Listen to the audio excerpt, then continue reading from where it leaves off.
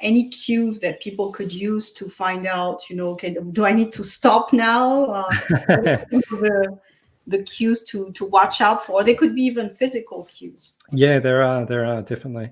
So I think burnout's something which happens on a continuum. Burnout can happen and can exist for such a long time before you actually collapse and burn out. And I think that there's a real big and important difference between burning out and actual burnout.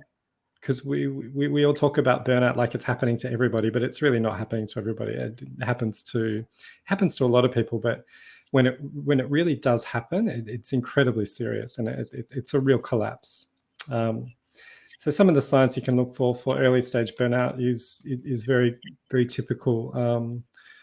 I mean, you can look at behavior change, you can look at sleep problems, you can look at irritability, you can look at if you're starting to experience a lot of cynicism, apathy, dread, starting to really notice that the color is really draining out of your life, that you're waking up in a state of dread, hoping something happens so you don't have to go to work, hoping something happens so life will automatically change. So that feeling of apathy and cynicism, when it starts to get more serious, it's also a feeling of hopelessness. And when it gets more serious, there's fatigue involved, lots of anxiety.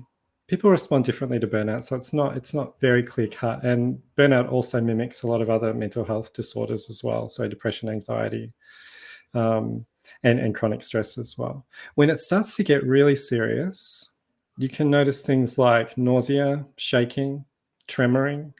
You can notice insomnia is really, really common with much later stage burnout.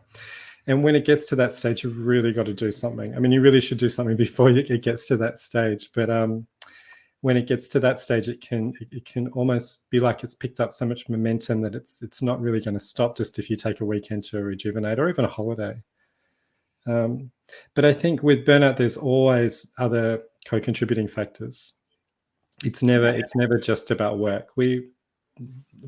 Burnout from on a technical level, in terms of the term and how it's classified, does relate strictly to work. But if you look at someone's life, there's always other things going on apart from the work. The work might be causing a lot of stress, but in my experience, people who experience burnout have other things in their life that they haven't been able to pay attention to, maybe because of work.